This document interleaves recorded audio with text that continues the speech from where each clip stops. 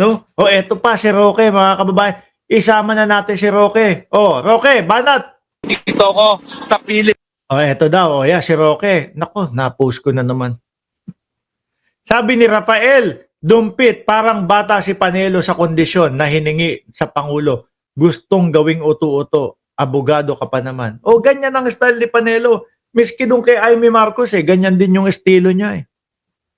Eto, sorry, Roque, na-post ko na naman. Laging kapag ka naipopost, nakabunga yung bunganga mo. O, game, ano sasabihin mo? hello, ayan yan ang kulungan ni Tatay Hello? Hello daw, ayan daw yung kulungan ni Tatay Digong, no? Ito naman mga kababayan, ang ginigiit naman ni Roque, bakit daw po, no, may tracker pa na gagawin yung mga aaresto sa kanya o yung suhuli sa kanya. Hello, ayan yan ang kulungan ni Tatay Digong. Narito si Harry Roque, nag-apply ko ng pera para magkaroon pa kayo ng tracker team. Ano Ah. Sinasabi ni Roque, gusto niyang gusto niyang sabihin.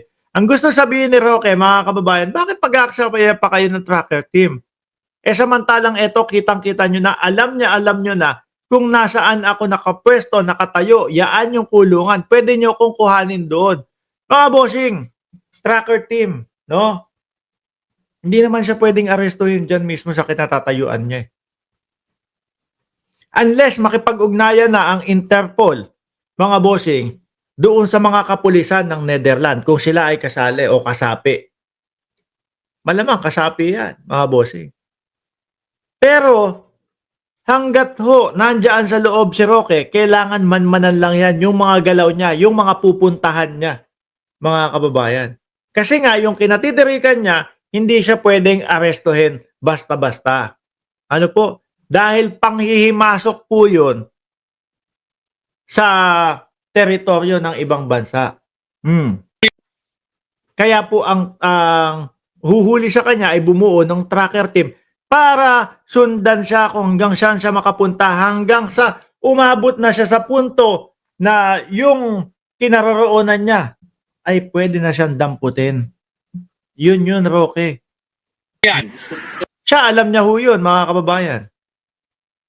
Inaano lang yung mga DDS. Parang bata na inuuto-uto ni Roque. Kaya kayo bumuo ng tracker team para hanapin ako para may pondo na makurakot ninyo. Alam na alam naman ng lahat kung nasaan ako. Ayan araw-araw nandito ako sa piling ni Tatay Digong. Alam yun, di ba? Kaya lang hindi ka nga pwedeng arestuhin dyan. Hindi ka pwedeng basta-basta kunin dyan. Oh. Dahil may mga kapulisan na merong nakatoka dyan sa bansa na yan. Okay. Pero kapag kayong tipong, kunyari, nakakonekta na sa ICC, o yan, pupuntahan ka na dyan. Di po ba? Pagka nakakonekta na sa ICC at may pahintulot na, mismong yung kapulisan nila dyan ang pupunta sa iyo. Pero sa ngayon, kulang-kulang pa, susundan ka, mamanmanan ka para hindi na mawala yung isang Harry Roque sa kanilang mata. At kapag ka umabot ka sa punto na pwede ka nang arestuhin doon sa lugar na yon, ayun, sapul ka na. See you in the Philippines. Dahil ayan, dyan sa likod ng bakod na yan, nandyan si Tatay Digong. Oh. Ang naiisip ko lang, kaya nag-tracker team pa kayo para sa akin, kukurakutin nyo yung pera. Kasi habang may tracker team, may pondong hihingin. At hindi naman kayo po pwede pumunta rito na kayo mismo mag-aresto dahil baka naman hulihin kayo ng Dutch authorities.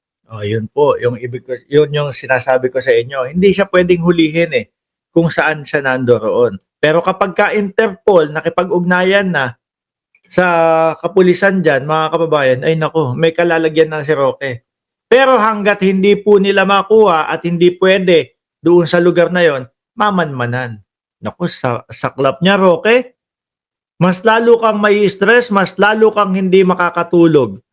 Biruin mo, nakarinig ka, may tracker team na sumusubaybay sa iyo. Baka tulog ka na kung ano-ano na siguro iniisip mo. Dapat, Roque, umuwi ka na lang. Ipaglaban mo yung sarili mo. Total naman, sinasabi, ikaw ay abogado. Diba, Christian Mark Salabia, Larry Carriedo at Esing Mariano, malapit nang matupad ang bloodbath. Natawa ako doon sa comment ni Esing Mariano.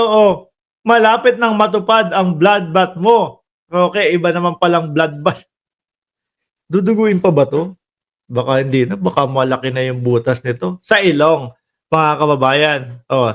Ang sabi ni Edna, Ring, umuwi ka dito sa Pilipinas.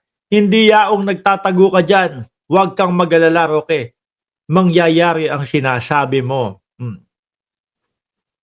Pero how long can he stay there? Saglit na lang po yan.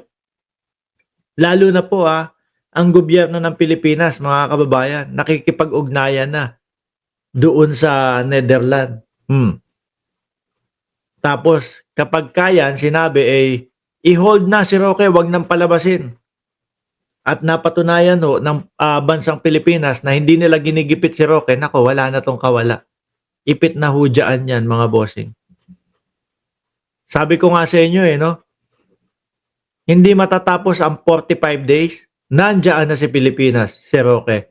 Malamang ho, mga kababayan. Ito ano ko lang to, pansin ko lang doon sa galaw-galaw ho, mga bossing, ng politika sa Pilipinas. Tingin ko mga ano yan, mga June 1 yan. Magugulat na lang tayo. Nasa kamay na po ng otoridad si Attorney Harry Roque. No? Kasi yung mga unang araw, mga unang linggo, dyan tayo nagugulat Biglang may mga may mga naaresto na, may mga nahuli na, yung mga malalaking balita, mga bossing. Malamang mga June 1 baka nandiyan na din sa Pilipinas si Roque. Sabi ni Sarah Mau, hindi butas yun. Kung hindi, kuweba na yung butas ng ilong. Si Roque naman kasi, lagi niyang sinasabi, mga bossing, na wala siyang kasalanan. Bakit hindi niya ipagtanggol yung kanyang sarili? Meron siyang sinasabing dokumento na makakapagpatunay na yung mga pera niya o kaperahan niya ay pinagbentahan ng mga ari-arian nila. Pero ayaw niyang ilabas. Di po ba? Kasi baka nga kapag inilabas niya yon, wala naman din. Hindi maipagtanggol ang kanyang sarili. Mga bossing. Di ba? Tama lang na manmanan si Roque, tamang panahon lang para maoblo ka. Tamang panahon at yung mismong tamang lugar na uubra at pwede na hulihin siya, mga kababayan. Kaya po may tracker team, mga bossing, no? Dahil doon sa kinalalagyan ni Roque, hindi siya pwedeng basta-basta hulihin doon. Pero kapag yung lugar na susunod niyang pupuntahan at pwede na, dakma na ho yan, mga bossing. Chief Amo, sir.